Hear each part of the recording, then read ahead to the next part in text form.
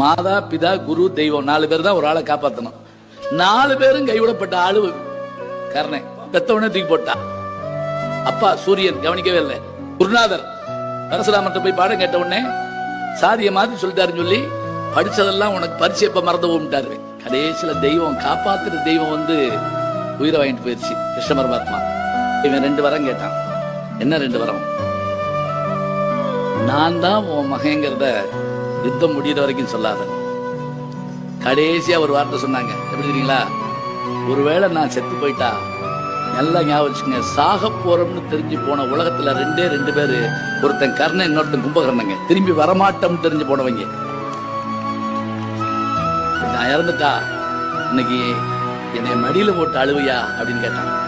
கதறிட்டா பாவம். அதே மாதிரி 17ஆம் நாள் போர் சர்க்கத்துல அவன் இறந்த போது அன்னைக்கு யுத்தம் நிறுத்தப்படுதுங்க. 2 பக்கத்துல எழுதாங்க.